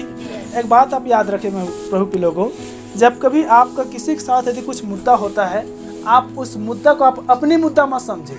आपके साथ भले हो रहा है, लेकिन वो मुद्दा परमेश्वर का है। आप सदा आप इस बात को याद रखें, संग्राम परमेश्वर का है। हालेलुया। वो आपके बैरियों को भी आपके अधीन कर लेगा। यदि कहीं गोलियत के समान, यदि कहीं आप सोचते होंगे, ये आपके मन में आता होगा, मैं लड़ लूंगा, मैं झगड़ लूंगा, मैं जीत जाऊंगा, मैं आ जाऊंगा हरा के, तो छोटा सा बालक आपको पत्थर से मारकर निरस्त कर देगा। हालेलुया।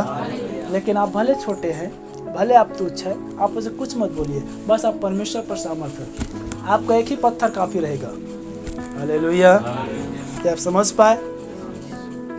तो देखिए, ऐसा ये शाऊल और दाऊद के साथ था, लेकिन इसके लिए एक और हम आगे देखते हैं।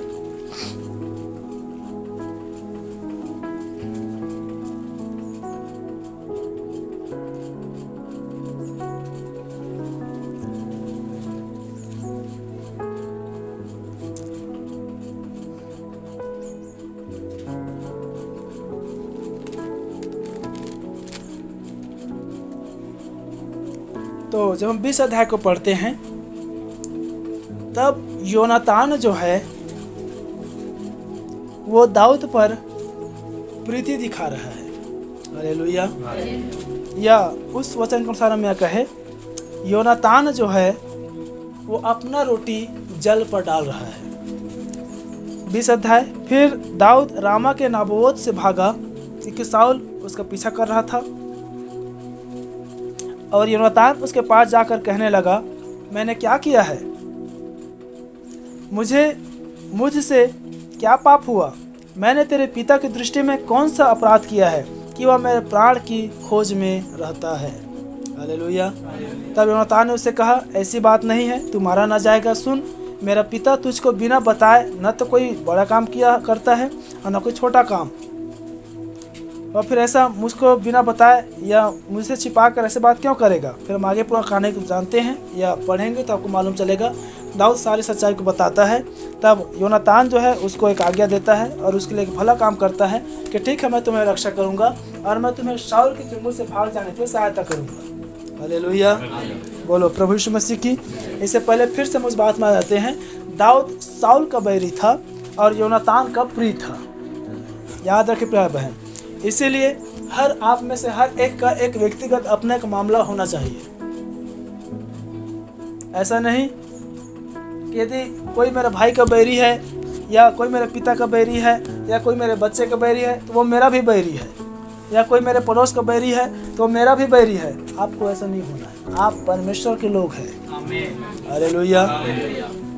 ये संसार की आत्मा है प्रिय बहन, ये संसार की आत्मा है। जैसे हम देखते हैं संसार पर यदि एक छोटे से बच्चे को मार दे, पूरे से घराना पर निकल जाता है, कौन छुए, कौन मारे, कौन क्या किए। आप समझ रहे हैं?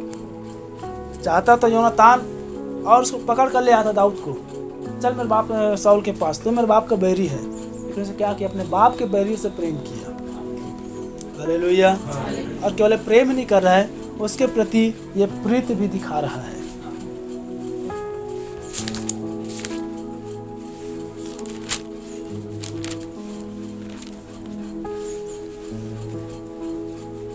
और प्रीति दिखाया और शाऊल के चुंगल से दाऊद को छुड़ाकर फिर बाहर, नगर के बाहर भेज दिया।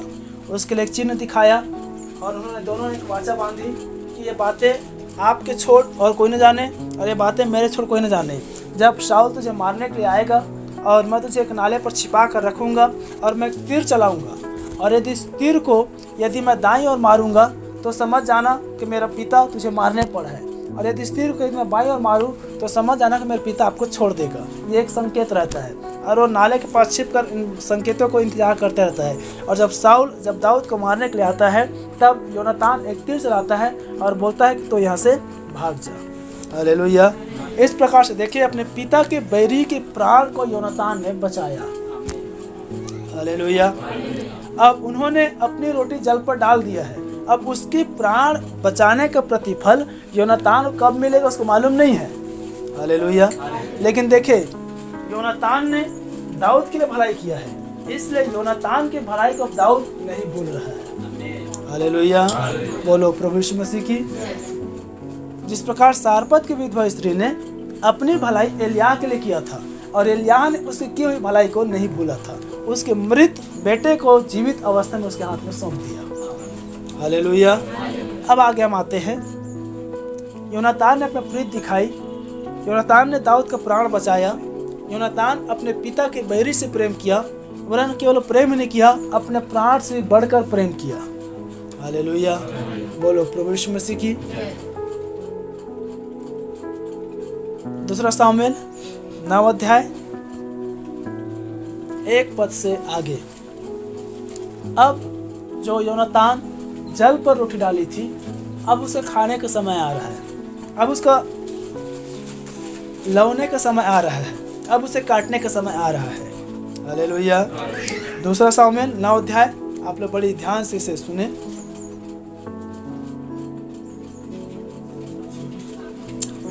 हाँ, दाऊद ने पूछा, क्या शाऊल के घराने में से कोई अब तक बचा है जिसको मैं योनातान के कारण प्रीति दिखाऊं? देखिए, दाऊद को शाऊल के चंगुल से छूटे बहुत दिन हो गया था।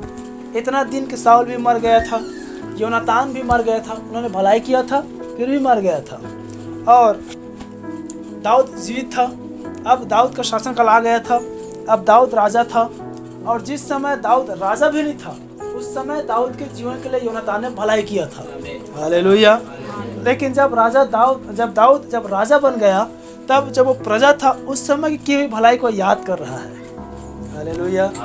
इसलिए प्रिय बहन, बहुत सारे लोग इस बात को कहते हैं, लोगों को अपने अतीत को कभी भूलना नहीं चाहिए, अपने पुराने जीवन को भूलना नहीं चाहिए। अपने गरीबी और मेरी दशा को भूलना नहीं चाहिए। कुछ लोग होते हैं ना, अपनी गरीबी को भूल जाते हैं, अपने बचपना को भूल जाते हैं, अपने जीवन घटनाओं को भूल जाते हैं। आज हम जो है सो हैं, दाऊद था, अपने अतीत को भूला नहीं था। हालेलुया। किसने मेरे साथ भलाई किया है, मैं कैसे दशा में था, परमेश्वर मुझे किस दशा पर उठाया है, किस दशा पर मैं आज यहाँ पर हूँ। और तब दाऊद पूछता है, क्या साउल के घराने में से अब तक कोई बचा है? हाँ, जिसको मैं योनातान के कारण पीछे दिखाऊं। हालेलुया।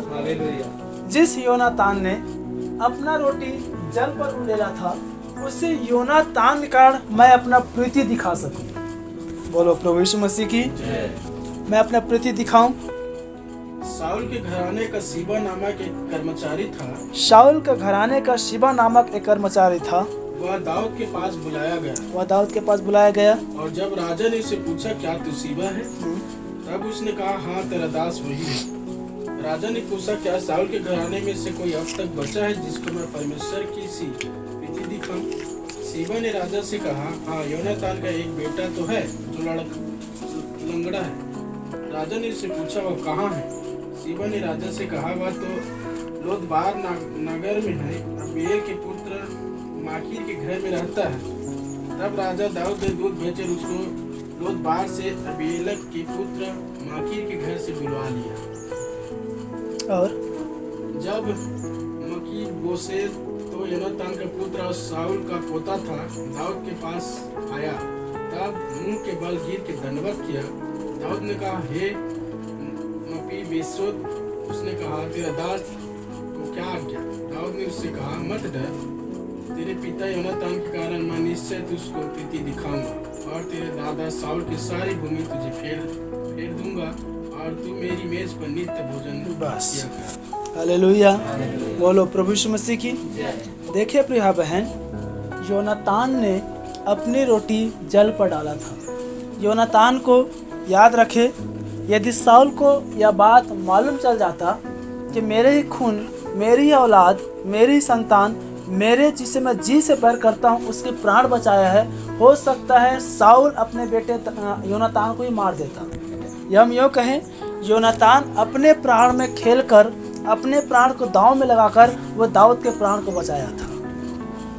हालेलुया। क्या आप समझ रहे हैं? उसने अपने प्राण से बढ़कर दाऊद से प्रेम किया, दाऊद को उसने प्यार किया। इसलिए अब दाऊद भी ये कह रहा है, क्या साउल के घराने में कोई बचा है जिसको मैं उस योनातान के कारण, जिसने अपने जान से भी ज़्यादा मुझसे प्रेम किया, अपने जान से भी ज़्यादा मेरे लिए प्रीति दिखाई, अब मैं प्रीति दिखा सकूं। और केवल प्रीति ही नहीं, परंतु क्या कोई ऐसा बच्चा है जिसको मैं परमेश्वर की सी प्रीति दिखा सकूं? हालेलुया। बोलो प्रभु यीशु मसीह की। अब यहाँ पर दाऊद का भी एक फर्ज आ रहा है कि मेरा प्रीति फीका हो सकता है, मेरा प्रेम कम पड़ सकता है, लेकिन मैं अपना प्रेम नहीं, अब मैं परमेश्वर का सब प्रेम उसको दिखाऊंगा। हालेलुया। बोलो प्रभु यीशु मसीह की। क्या आप समझ पाए योनातान का रोटी जल में डालना? नहीं समझोगे, आगे और समझेंगे। हालेलुया। तब एक सीबा नामक व्यक्ति रहता है, बोलता है, हाँ, एक लोदाबार में एक लंगड़ा है और अभी लोदाबार में है। वो अमीएल का पुत्र है जिसका नाम माकीर है और वो घर में रहता, कुछ काम काज का नहीं है। हालेलुया। तब दाऊद बोलता, ठीक है, तो उसे बुला ले आ, क्योंकि वो तो साउल का पोता है। और जब वो आया तो ऑलरेडी उसका दादा कि पूरा परिचित में रहा होगा कि मेरा दादा जो था वो दाऊद का बैरी था, मेरा दादा ही था जिसको मारने के जीवन को दौड़ाया। अब तो मेरा दादा मर गया, मैं भी लंगड़ा हूँ, मैं कुछ कर नहीं सकता। वो डरा हुआ था कि राजा मुझे क्यों बुला रहा है, हो सकता है कि मेरा वंशज अब खत्म कर दे, क्योंकि मेरा दादा इसका बैरी था। हो सकता है दाऊद उसे प्यार कर रहा होगा, उससे कोई वंशज तो नहीं है, उसको मारने के खत्म कर दे। वो डरा हुआ है। तब बोलता है, मत डर, क्योंकि तेरे पिता ने मेरे साथ भलाई किया था, तेरे पिता ने अपने रोटी जल पर डाला था, इसलिए मैं योनातान के कारण मैं निश्चय तुझसे मैं प्रीति दिखाऊंगा। हालेलुया। बोलो प्रभु यीशु मसीह की। और कह रहा है कि जिस मेज पर मैं खाना खाता हूँ, जिस मेज पर मैं बैठता हूँ और जिस मेज पर मैं रहता हूँ, उसी मेज पर तू भी नित्य खाया करेगा। हालेलुया। बोलो प्रभु यीशु मसीह की। अन्य हम राजाओं के विषय पर देखते हैं, वो कितना भी भलाई करे, उसकी भलाई अपनी स्थान, अपने शासन से थोड़ा नीचे ही रहता था। किसी को मंत्री बना दिया, किसी को राज्य बना दिया, किसी को और कुछ कर दिया, किसी को और कुछ दे दिया, लेकिन इसको सीधा सीधा अपने स्थान पर राजा ही बना दिया। हालेलुया। उस लोदाबार के व्यक्ति को दाऊद कह रहे कि तुम मेरी मेज पर खाना और तुम मेरी मेज पर नित्य रहा करना। यह है परमेश्वर का सब प्रेम। हालेलुया। एक बात हमारे भाइयों से मैं हमेशा चर्चाएं करते रहता हूँ, परमेश्वर का क्रोध 7 पीढ़ियों तक और परमेश्वर का अनुग्रह 3 पीढ़ियों तक बनी रहती है। हालेलुया। देखिए, साउल को परमेश्वर ने चुना था, वो चुना नहीं था जिस प्रकार से बुलाए और चुने जाने हैं, लेकिन यहाँ पर मैं चुना हुआ इस्तेमाल कर रहा हूँ। साउल को परमेश्वर ने चुना, योनातान को परमेश्वर ने चुना और उसके बेटे लोदाबार में रहने वाले माकीर को चुना था। हालेलुया। और इन 3 पीढ़ियों तक परमेश्वर का अनुग्रह उन पर बना हुआ था। याद रहे प्रिय बहन, इस प्रकार आज भी कहावत है कि जो माता पिता करते हैं, जो पूर्वज करते हैं, उनके बच्चों पर आता है, चाहे वो स्वभाव हो, चाहे गुण हो, चाहे स्तर हो, चाहे हर वो बातें। इसलिए हम भलाई किए रहेंगे, हम अपनी रोटी जल पर डाले रहेंगे, हमारे संतान कल्याण पाएंगे। हालेलुया। इसलिए नीति समझ में आया कि भला मनुष्य अपने नाती पोतों की संपत्ति छोड़ जाता है और दुष्ट मनुष्य जो रहता है उसे भी उड़ा देता है। इसे सदा हम भला मनुष्य बने। और ये जो योनातान है प्रिय बहन, ये अपना रोटी जल पर डाला था और बहुत दिन के बाद उसके एक पुत्र है जो भी लंगड़ा है, कुछ नहीं कर पाता, घर में रहता है, उस पर दाऊद प्रीति दिखा रहा है, उस पर दाऊद परमेश्वर का सब प्रेम उंडेल रहा है। हालेलुया। बोलो प्रभु यीशु मसीह की। हमारे पूर्वज जैसे भी क्यों न रहा हो, लेकिन कोई तो ऐसा रहा होगा जिसने हमारे लिए प्रीति दिखाया होगा। हालेलुया। जिसने हमारे लिए बलिदान हुआ होगा, ताकि जिसके द्वारा हम परमेश्वर का सब प्रेम पा सके, ताकि जिसके द्वारा हम परमेश्वर का प्रिय हो जाए। हालेलुया। ताकि जिसके द्वारा, जैसे ये दाऊद के सिंहासन पर बैठकर भोजन कर रहा है, हम यीशु मसीह के सिंहासन पर बैठकर भोजन कर सके। प्रकाशित 3 के अनुसार जो जय पाए, मैं उसे सिंहासन पर बैठने का अधिकार दूंगा। हालेलुया। बोलो प्रभु यीशु मसीह की। हमें अपना रोटी में प्रिय बहन जल के ऊपर डालना आना है। हम भूल जाए कि हमारी परिस्थिति क्या है, हम भूल जाए कि हम कौन हैं, हम भूल जाए कि हम कैसे हैं, बस हमें भलाई आना है। आगे और बहुत सारे आगे संदेश है, मैं इस बातों को छोड़ रहा हूँ। बस एक अंतिम वचन इब्रानी 13:16 में आया है, भलाई करना, उदारता दिखाना ना भूलना। क्योंकि भलाई करना और उदारता दिखाना ही अपनी रोटी जल पर उंडेलना है, और बहुत दिन के बाद फिर हम उसे लौने या खाने पाएंगे। हालेलुया। यदि हमारे हृदय में, मनों में, जीवनों में परमेश्वर के राज्य के प्रति, परमेश्वर के काम के प्रति, परमेश्वर के समर्पण के प्रति, परमेश्वर के वचन के प्रति, परमेश्वर की धार्मिकता के प्रति यदि कमियां हैं, यदि हम समर्पित नहीं हो पाते हैं, यदि हम कर नहीं पाते हैं, यदि हम आगे नहीं आ पाते हैं, आप उस विधवा सारपत स्त्री को याद रखिए, जिन्होंने तो यहाँ तक कह दिया बस हमारे पास एक अंतिम रोटी है, हम खाएंगे और मर जाएंगे। उसको अपने मरने का भी दिन या समय मालूम हो गया था। हम तो उनसे धन्य के मरने के मालूम याद नहीं है। आप और हम तो कितने भी धन्य के, हमें नहीं मालूम कि हम कब भूखे आगे भविष्य में रहेंगे। किसी मालूम है? फिर हम क्यों पीछे रहते प्रभु काम के लिए? क्यों फिर हम पीछे हो जाते हैं प्रभु राज्य के लिए? इसीलिए कहता हूँ वचन में अपने जीवन को लाना है, वचन में अपने आप को लेकर आना है। हालेलुया। तब तो कोई ऐसा एलिया का संदेश आएगा जो कह सकेगा अब न तो तुम्हारे घड़े में क्या आटा घटेगा और न तुम्हारे कुप्पी में के तेल घटेगा। हालेलुया। कोई तो ऐसा हो जो योनातान के समान दाऊद के लिए प्रीति दिखा सके, ताकि उस संतान को कह सके मैं योनातान का प्रीति दिखाना चाहता हूँ। हालेलुया। बोलो प्रभु यीशु मसीह की। आप प्रीति दिखाएंगे, परमेश्वर आपको याद रखे रहेगा। कोई तो ऐसा हो जिसको मैं इस मनुष्य द्वारा प्रीति दिखा सकूं और उसे परमेश्वर का सब प्रेम दिला सकूं। हालेलुया। बोलो प्रभु यीशु मसीह की। इसलिए प्रिय बहन, हमें भलाई करना, उदारता दिखाना नहीं भूलना है। अपनी रोटी हमें जल पर डाल देना है। एक वचन में है, जो बोता है वही काटेगा। यदि हम परमेश्वर के लिए करते हैं, यदि हम परमेश्वर जीते हैं, यदि हम परमेश्वर के राज्य में हम आगे आते हैं, परमेश्वर ही हमारे जीवन के मार्ग में अगुवाई करता है। हालेलुया। और फिर वचन में तो यह भी आया है कि जवान से घटी हो सकती है, वो भूखे रह सकते हैं, वो अकाल में जा सकते हैं, वो भूखमरी में जा सकते हैं, लेकिन यहोवा के खोजियों को किसी भी वस्तु की घटी नहीं होगी। हालेलुया। बोलो प्रभु यीशु मसीह की। आज से प्रिय बहन आप जो कुछ भी करते हैं बस आप यह कि प्रभु मैं अपनी रोटी जल पर डाल रहा हूँ, मैं अपनी रोटी जल पर डाल रहा हूँ। और जब आप रोटी अपने जल पर डालेंगे बहुत दिन के बाद आप उसे खाने भी पाएंगे। हालेलुया, बोलो प्रभु यीशु मसीह की। जब कभी ये आर्थिक तंगी के समय आता है, यदि घर गृहस्थ में गरीबी का समय आता है, मैं अपने पत्नी से हमेशा एक ही बात कहता हूँ, आने वाले भविष्य में मैं गरीबी को देखूं और आज मैं सुख से रहूं, उससे अच्छा यह है कि आज मैं गरीबी में रहूं ताकि आने दिनों में सुख को देखूं। हालेलुया, क्योंकि तकलीफ इसमें व्यक्ति को नहीं होता प्रिय बहन कि आज वो गरीब है और कल वो धनी हो जाएगा। तकलीफ उसमें वो आज आप धनी हैं और कल आप गरीब हो जाएंगे। क्या आप समझ रहे हैं? आज आप प्रभु के आगे आइए, आज आप प्रभु में जीना शुरू करिए, आज आप प्रभु समर्पित होना शुरू करिए, कल आपके जीवन में शांति और आनंद आ जाएगी। हालेलुया। बहुत बार ऐसा होता है कि यदि मेरे पास रहता है, यदि मेरे पास होता है, यदि मेरे पास इनकम होता, मैं ये करता वो करता। आप जिस अवस्था में हैं आप उस अवस्था में प्रभु करना आरंभ करें। क्या आप समझ पाए? हालेलुया।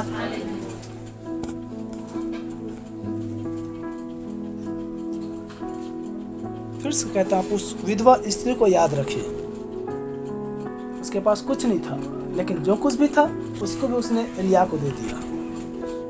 अब तो वैसे ही मरना है, वैसे ही मरना है। अब तो वैसे भी घर गरीबी है, वैसे भी घर गरीबी है। हालेलुया। एक भाई के विषय में जानता हूँ, वो सब कुछ प्रभु के लिए और प्रभु के राज को दे दिए, और उस विधवा स्त्री के घर के समान में वो अपने घर में जीवन यापन किया, और उसने अपनी रोटी जल पर उंडेला था, इसलिए बहुत दिन के बाद में वो महल को पाया। यह वास्तविक घटना इसमें दृष्टांत में कह दिया। हालेलुया। क्योंकि उसने अपने रोटी एलिया को खिलाया था, उसने अपना रोटी जल पर उंडेला था। बोलो प्रभु यीशु मसीह की। और यदि कहीं सोचता मैं क्यों करूं, मैं प्रभु को क्यों करूं, मैं प्रभु भवन को क्यों बनाऊं, मेरा भी तो घर है, मैं तो घर अपना बनाऊंगा, वो उस झोपड़ी की दशा में रहता। हालेलुया। बोलो प्रभु यीशु मसीह की। यही दृष्टिकोण को अपने जीवन में बदलना है प्यारे बहन, और वचन में लेकर आना है। जैसे इस एलिया के युग में वो अपनी स्थिति को, अपनी दशा को उस सारपत स्त्री पुरुष एलिया पर रखा, आज हमें अपनी दशा को उस सारपत स्त्री पर रखना है। हालेलुया। उस योनातान को रखना है जो किसी भी दशा में, प्राण देता की भी दशा में, जो प्रीति दिखाना नहीं भूला, प्रीति दिखाना नहीं भूला, प्रीति दिखाना नहीं भूला। हालेलुया। फिर मैं कहता हूँ अपनी रोटी जल पर डाल दे, बहुत दिन के बाद फिर तू उसे काटने पाएगा। भलाई करना, उदारता दिखाना न भूलना। प्रभु अपने वचन के द्वारा हमारे को आशीषित करे। आइए अपने सिर झुकाएं, अपनी आंखें बंद करें और हम प्रार्थना में जाएं।